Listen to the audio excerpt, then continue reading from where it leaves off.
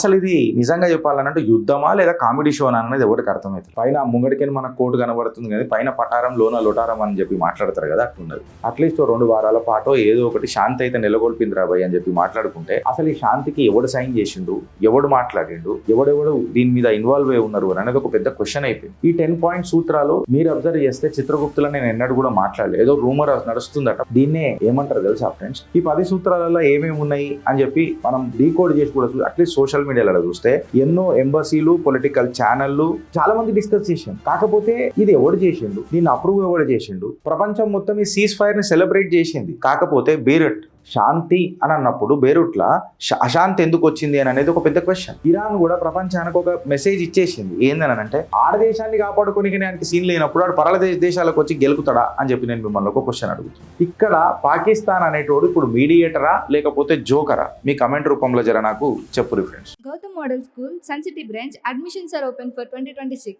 No admission fee, free school uniform and also bus transportation available for nursery to 10th class. Hurry up. Address: Sun City branch opposite Kasturba Trust. Limited seats. Contact us now 8121573123 and 8977113123. అసలు ఇది నిజంగా చెప్పాలంటే యుద్ధమా లేదా comedy షోనా అనేది ఎవరికి అర్థమవుతలేదు. అదే దగ్గర ట్రంప్ గట్ల ఆయన మళ్ళీ ఎవరు అని అంటే ఆయన ఎవరు కూడా నాకు తెలియదు. ఇక ఆయనది అట్లా ఉన్నది పరిస్థితి. పైన ముంగడికి మన కోటు కనబడుతుంది కానీ పైన పటారం లోన లొటారం అని చెప్పి మాట్లాడతారు కదా, అట్లున్నది. So whether now Iran and America conflict ఏదైతే ఉన్నదో, ఇజ్రాయెల్ పక్కకు జరిగిపోయింది, ఇది అబ్సల్యూట్గా ఒక సీజ్ ఫైర్ అనాలా, దీన్ని కామెడీ షో అనాలని నాకు అర్థమవుతలేదు. ఫేక్ సీజ్ ఫైర్ అని అన్నారు, శాంతి ఫేక్ అయిపోయింది, వార్ ఫేక్ అయిపోయింది, గ్లోబల్ కన్ఫ్యూషన్ మాత్రం ప్రపంచంలో రియల్ అయిపోయింది. ఇలా మీరు ఒకసారి సడన్గా చూడండి, ప్రపంచం మొత్తం సెలబ్రేట్ చేసుకుంది. అరే శాంతి ఎట్టకేలకు నెలకొల్పబడ్డది రాబాయ్, అబ్సల్యూట్గా అందరిగా ఇంటున్నారు రాబాయ్, అన్ని వస్తువులు కూడా ఇప్పుడు ఏదైతే రేట్లు పెరిగినాయో అవి తగ్గుతాయి రాబాయ్, గ్లోబల్ ఇన్ఫ్లేషన్ మీద పోతుంది రాబాయ్, ఇక ఆయిల్ దొరుకుతుంది రాబాయ్, పంచాయతీ లేదు రాబాయ్, అట్లీస్ట్ 2 వారాల పాటు ఏదో ఒకటి శాంతి అయితే నెలకొల్పింది రాబాయ్ అని చెప్పి మాట్లాడుకుంటే అసలు ఈ శాంతికి ఎవడు సైన్ చేసిండు, ఎవడు మాట్లాడిండు, ఎవడెవడు దీని మీద ఇన్వాల్వ్ అయి ఉన్నారు అనేది ఒక పెద్ద క్వశ్చన్ అయిపోయింది. గ్లోబల్ మీడియా ఒక 10 పాయింట్ సీజ్ ఫైర్ జరిగింది, ఇరాన్ ఒక 10 సూత్రాలు పెట్టింది, షరతులు పెట్టింది. ఆ 10 షరతులకు అమెరికా కూడా ఒప్పుకుంటున్నది, ప్రపంచం కూడా ఒప్పుకుంటున్నది, సీజ్ ఫైర్ అవుతున్నది, లెట్ సెలబ్రేట్ అని చెప్పి గ్లోబల్ మీడియా కూడా దీన్ని సెలబ్రేట్ చేసింది. సోషల్ మీడియా మొత్తం ఎక్స్ప్లోజన్ అయిపోయింది. ఈ 10 పాయింట్ సూత్రాలు మీరు అబ్జర్వ్ చేస్తే చిత్రగుప్తులో నేను ఎన్నడూ కూడా మాట్లాడలేదు. ఏదో రూమర్ నడుస్తుందట, 10 సూత్రాలది ఏదో ఒప్పందం నడుస్తుందట అని చెప్పి మాట్లాడినా. ఏ అఫీషియల్ కన్ఫర్మేషన్ కూడా ఇప్పటికి రాలే. లాస్ట్కి ఇప్పుడు ఏమైందని అన్నది మనం అందరం చూసినాం. దీన్నే ఏమంటారు తెలుసా ఫ్రెండ్స్? లాలీపాప్ డిప్లొమసీ అని అంటారు.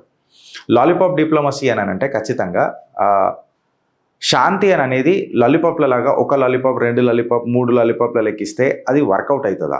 యాక్చువల్లీ ఏంది నిజం అని చెప్పి మనం మాట్లాడితే ఈ 10 సూత్రాలలో ఏమేమి ఉన్నాయి అని చెప్పి మనం డీకోడ్ చేసి కూడా అట్లీస్ట్ సోషల్ మీడియాలో చూస్తే ఎన్నో ఎంబసీలు, పొలిటికల్ ఛానళ్ళు చాలామంది డిస్కస్ చేసిండ్రు. కాకపోతే ఇది ఎవడు చేసిండు, దీన్ని అప్రూవ్ ఎవడు చేసిండు, ఇంతవరకు ఏ మీడియా చెప్పలే, ఏ ఛానల్ కరెక్ట్గా మాట్లాడలేదు. కాకపోతే ఒక గ్లోబల్ మిస్ఇన్ఫర్మేషన్ వేవ్ మాత్రం మొత్తం ప్రపంచంలో తిరిగింది.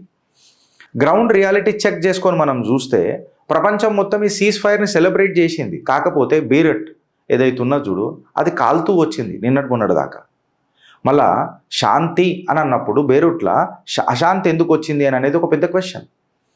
ఇజ్రాయిల్ 7 కాడికి పెద్ద పెద్ద పటాకాలు పేల్చేసింది, బంబార్డ్మెంట్ జరిగింది, హెజ్బుల్లా టార్గెట్లలో పొజిషన్ చేసుకొని ఉన్నది. కంప్లీట్గా జనాలు మొత్తం మాస్ ఎవాక్యుయేషన్ చేసుడు మొదలెట్టిండ్రు. వందలాదుల మంది నిరాశ్రయులైనరు. ఇన్ఫ్యాక్ట్ చెప్పాలనంటే దునియాని విడిచిపెట్టి పోయినరు, పరలోకాలకు వెళ్ళిపోయినరు. వార్ అనేది ఈ 2 రోజులల్లా ఇన్ఫ్యాక్ట్ చెప్పాలనంటే నిన్న మొన్న రాత్రి ఇంటెన్సిఫై అయింది. ఏడ ఆగింది బ్రదర్? ఒక మాట అడుగుతున్నా. ఇరాన్ కూడా ప్రపంచానికి ఒక మెసేజ్ ఇచ్చేసింది. ఏందని అంటే నేను ఎప్పుడు కూడా పీస్ సిగ్నల్ ఏమి ఇయ్యలే అని చెప్పి మిజైల్స్ వేసేసింది. పటాకాలు ఎక్కడెక్కడ వేసేసింది అని అంటే కువైత్ మీద వేసింది, యుఏఈ లింక్డ్ అసెట్స్ మీద వేసేసింది. మళ్ళా యురేనియం ఎన్రిచ్మెంట్ జరుగుతూనే ఉన్నది అని చెప్పింది. హార్మోస్ కంట్రోల్లా నా పెత్తనమే నడుస్తుంది, ఎవరికి ఏమంటారు ఫ్రీ ఎంట్రీ ఎవరికి ఏం లేదు అని చెప్పి చెప్తున్నారు.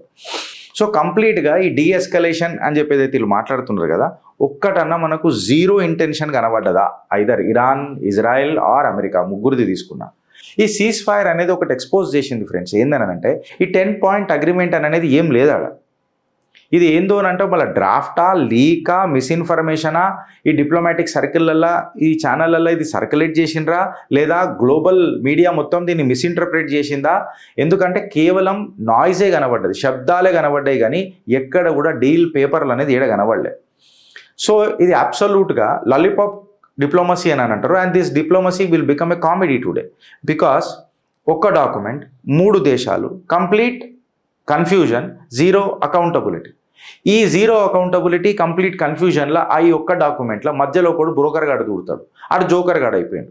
ఈడే పాకిస్తాన్ అనేటోడు. ఈ పాకిస్తాన్ అనేటోడు మధ్యలోకి వస్తాడు, నరేటివ్ అని అంటాడు. నరేటివ్ అన్న తర్వాత కంప్లీట్గా ఈ డ్రాఫ్ట్లను మొత్తం బయటికి సర్క్యులేట్ చేయడానికి ప్రయత్నం చేస్తాడు. లాస్ట్కి పాకిస్తాన్కి కూడా ఏం మిగిలింది అని అంటే embarrassment, confusion. And the bluff master, the international bluff master, the real Trump ఎవరైతే ఉన్నారో, ట్రంప్ ఎంటర్ అవుతాడు. ట్రంప్ ఎంటర్ అయ్యి ఏం మాట్లాడతాడు అని అంటే కంప్లీట్గా కన్ఫ్యూజన్. ఏంటంటే అసలు శాంతి ప్రస్తావన వస్తే నాకు రావాలా, శాంతి దూత ప్రపంచంలో ఎవడు ఉన్నాడు అని అంటే అది నేను ఉండాలా, నోబెల్ ప్రైజ్ ఎవరికన్నా రావాలా అని అంటే అది ట్రంప్కి రావాలా, అది నాకు రాకుండా షాబాజ్ షరీఫ్ గాడు, షాబాజ్ షరీఫ్కే నోబెల్ ప్రైజ్ ఇచ్చుకుంటా అంటే నేను అవలదాన్నా అని చెప్పి మళ్ళీ పటాకాలు వేల్చిండాను అనేది నాకు అర్థమవుతలేదు. సో ఒక ఫేక్ సీజ్ ఫైర్లా కంప్లీట్గా రిటాలియేషన్లు జరుగుతుండి, చితావణిలు జరుగుతున్న సమయంలో శాంతి ప్రస్తావన మాట్లాడి నేను శాంతి దూతను అని చెప్పి షాబాజ్ షరీఫ్ గారు మాట్లాడితే షబాష్ బేటా అని చెప్పి మనం అనగలుగుతామా అని చెప్పి ఫ్రస్ట్రేషన్లకు దిగిపోతున్నారు పబ్లిక్. F3 కాకి ఆగిపోయిందేమో సినిమా, ఇక్కడ F4 కనబడుతున్నది. కంప్లీట్గా నరేటివ్ అనేది అవుట్ ఆఫ్ కంట్రోల్ పోతున్నది. ఇలా ఇరాన్ కరెక్ట్గా చెప్తే IRGC ద రియల్ పవర్. ఇరాన్లో ఇప్పుడు ఎవరైనా నేతలు ఉన్నారా? లేరు. ఇరాన్లో ఎవరైనా డిప్లొమసీ నడుస్తుందా? లేదు. ఇరాన్ కంప్లీట్గా ఎవరి చేతిలో ఉన్నది రాబోయ్ అని అంటే IRGC చేతిలో ఉన్నది. IRGC చేతిలో ఉన్న కంప్లీట్ సినారియోలా నెగోషియేషన్స్ అనేది ఏడ జరుగుతాయి బ్రదర్? ఆర్మీ ఎప్పుడైనా నెగోషియేషన్స్ చేస్తుందా? డైరెక్ట్ ఆపరేషన్స్ చేస్తుంది IRGC కూడా కంప్లీట్గా ఆపరేషన్సే చేస్తుంది. ఎక్కడ కూడా వాళ్ళు నెగోషియేషన్ టేబుల్ అనేది ఏడ కూడా మాట్లాడతలేరు. IRGC కాంప్రమైజ్ అయింది అని చెప్పి మాట్లాడితే అసలు సివిల్ లీడర్షిప్ ఏం జాగాల, నీకు IRGC అని అనేది అబ్సల్యూట్గా డెసిషన్స్ తీసుకుంటుంది. ఎందుకు అని అంటే మిలిటరీ అని అనేది is more than a diplomacy. Military ఎక్కడ కూడా డిప్లొమసీ చేయదు, దే ఎగ్జిక్యూట్ థింగ్స్. ఇది మర్చిపోయి మనం పెద్దగా మాట్లాడుకుంటూ వచ్చినాం. ఇక్కడ ఇంకొక విషయం ఏమని ఉన్నదంటే వార్ ఫేజ్ 2లోకి ఎంటర్ అయింది. ఇది ఎవడు అర్థం చేసుకుంటలేడు. వార్ అనేది ఫేజ్ 2లోకి ఎంటర్ అయింది, కంప్లీట్గా ఎవాల్వ్ అయింది. ఎట్లా అనంటే ఏ రకంగా అప్గ్రేడ్ అయింది అని అంటే ఇరాన్ ఇప్పుడు ఖచ్చితంగా ఏవైతే అమెరికన్ టార్గెట్స్ ఉన్నాయి చూడు, ఎస్పెషల్లీ అమెరికన్ కంపెనీస్, 18 అమెరికన్ కంపెనీస్ని టార్గెట్ చేస్తానని మాట్లాడింది, ఇప్పుడు చేస్తుంది కూడా. వీళ్ళు టెక్ జైంట్స్ ఉండొచ్చు, కార్పొరేట్ ఇన్ఫ్రాస్ట్రక్చర్ ఉండొచ్చు, కంప్లీట్ అమెరికా యొక్క ఎకనామిక్ సిస్టమ్స్ని కొలాబ్స్ చేసే తత్వంలో బ్యాటిల్ కంప్లీట్గా షిఫ్ట్ అయిపోయింది. సో ఇప్పుడు క్యాజువాలిటీ యొక్క రియాలిటీ ఏంది అని చెప్పి మాట్లాడితే మనం అందరం నంబర్లు డిబేట్ చేస్తున్నాం. నంబర్లు మనం డిబేట్ చేస్తున్నాం. ఎన్ని షిప్పులు వచ్చినాయి, ఎన్ని షిప్పులు పోయినాయి, ఎంత క్రూడ్ ఆయిల్ వస్తున్నది అని. కాకపోతే అక్కడ ఉన్న జనాలు అమెరికన్స్ కానీ, ఇజ్రాయేలీస్ కానీ, అక్కడికి వస్తే ఇరానియన్స్ కానీ, ప్లస్ ఈ గ్లోబల్ ప్రాబ్లం వల్ల ఎంతోమంది నిరాశ్రయులు అవుతున్నారు, జీవనోపాధి కోల్పోతున్నారు. అక్కడ నిజంగా చెప్పాలనంటే శవాల యొక్క గినతి నడుస్తున్నది యుద్ధ జోన్ దగ్గర. ఇప్పటికి సుమారు ఈ సీజ్ ఫైర్ అయిన తర్వాత ఏదైతే పంచాయతీ అని చెప్తున్నారు కదా, 250 మంది పరలోకాలకు వెళ్ళిపోయారు అని చెప్పి చెప్తున్నారు. ఆ ఎస్టిమేట్స్ ఇంకా పెరగొచ్చు అని చెప్పి చెప్తున్నారు. పబ్లిక్ రియాక్షన్స్ ఇంకా ఇంటెన్సిఫై అవుతున్నది, పోలరైజ్ అవుతున్నది, హ్యూమన్ కాస్ట్ అనేది కంప్లీట్గా ఇగ్నోర్ అవుతున్నది. ఇక్కడ మారల్ బ్రేక్ డౌన్ కూడా మనం చూస్తున్నాం. ఏంటంటే వార్ బయట కనబడుతున్నది, కాకపోతే ఇక్కడ ఇన్సానియత్ అని అంటాం చూడు, లాస్ ఆఫ్ హ్యుమానిటీ కూడా కనబడుతున్నది. సీజ్ ఫైర్ అని చెప్పి పెద్దగా మాట్లాడుతున్నారు. సో వాడే చెప్పిండి ఇలా ట్రంప్ అనే మొగోడు సీజ్ ఫైర్ అని చెప్పి ఆ సీజ్ ఫైర్ మీద లేనోడు భారతదేశం సీజ్ ఫైర్ నేనే చేయించినానంటే మనం నమ్ముదామా? ఇవాళ యావత్ ప్రపంచం మొత్తం ట్రంప్ని ఏం మాట్లాడుతుంది అనేది మీరు చూడండి. ఆయననే చెప్పిండు కదా సీజ్ ఫైర్ చేస్తున్నానని. సీజ్ ఫైర్ చేస్తున్నాక కూడా శాంతి ప్రస్థానం వారు కావాలేదంటే ఆడదేశాన్ని కాపాడుకోనికి ఆయనకి సీన్ లేనప్పుడు ఆడు పరల దేశాలకు వచ్చి గెలుకుతాడా అని చెప్పి నేను మిమ్మల్ని ఒక క్వశ్చన్ అడుగుతున్నాను. అండ్ మోర్ ఓవర్ పాకిస్తాన్ అనేది ఒకటి వచ్చింది. అసలు దాన్ని కూడా పిలిచిండా అని అంటే నాకు తెలియదు. కాకపోతే నేను ఒక ట్రై చేస్తా అని చెప్పి ఎంటర్ అయింది. మీడియేషన్ మెసేజ్ తీసుకొని వచ్చింది, ఏదో వాట్సాప్ ఫార్వర్డింగ్ యూనిట్ లెక్క వచ్చింది. ఈ మెసేజ్ వాళ్ళ మెసేజ్ వీళ్ళకు, లాస్ట్కి శాంతి నేనే చేసిన అని చెప్పి ట్వీట్లు కొట్టాడితే ట్రంప్కు మండినట్టుంది. ట్రంప్ వేసి పడేసిండు పటాకలు. ఇక్కడ అమెరికా ఇంకా ఇజ్రాయెల్, అసలు ఇజ్రాయెల్ పాకిస్తాన్ వాడు మాటనే అయినది, వీడు శాంతి దూత ఎట్లయితాడో నాకు అర్థం కాలే. అమెరికా ఇన్నొక బిచ్చపోడు కంటే ఎక్కువనైతే చూడదు కరెక్ట్గా చెప్పాలనంటే. సో అరబ్ నేషన్స్ కూడా పాకిస్తాన్ ఒక బిగ్కి కటోరీ లెక్కనే చూస్తుంది, బిచ్చప్ గిన్నె లెక్కనే చూస్తాయి. ఇండోనేషియా పాకిస్తాన్ని కూడా సైడ్ లైన్ చేస్తుంది. ఇక్కడ పాకిస్తాన్ అనేటోడు ఇప్పుడు మీడియేటరా లేకపోతే జోకరా? మీ కమెంట్ రూపంలో జర నాకు చెప్పు ఫ్రెండ్స్. ఇలా కోర్ ప్రాబ్లం ఏమున్నది అని చెప్పి మాట్లాడితే, నువ్వు శాంతి అని అనేది కేవలం తీసుకురాలేవు ఇట్లాంటి వార్ జోన్లల్లో అనేది క్లియర్ కట్గా అర్థమైంది. ఇవాళ ఇరాన్ క్లియర్ కట్గా చెప్తున్నది ఏంటనంటే వార్ స్టాప్ ఎన్రిచ్మెంట్ చేసుకుంటున్నది, న్యూక్లియర్ ఎన్రిచ్మెంట్ చేసుకుంటున్నది. ఇన్ఫ్యాక్ట్ చెప్పాలనంటే ఈ క్రైసిస్లో కూడా తన ఎకానమీని గట్టిగా చేసుకోనికే చూస్తున్నది. కేవలం నేను 15 షిప్లే పంపిస్తా, 15 షిప్ల కంటే ఎక్కువ పంప. జనరల్గా 140 షిప్లు పోయేది స్టేట్ ఆఫ్ హార్మూజ్ నుంచి పర్ డే. ఈరోజు 15 షిప్లకే పరిమితమైంది. దానికి టోల్ కట్టాలి ఖచ్చితంగా, పర్ బ్యారెల్కి ఇంత కట్టాలా అని చెప్పి $2 మిలియన్ పర్ షిప్ వీళ్ళు క్యాల్కులేట్ చేస్తున్నారు. యుఎస్ కంప్లీట్గా మిక్స్డ్ సిగ్నల్స్ ఇస్తున్నది.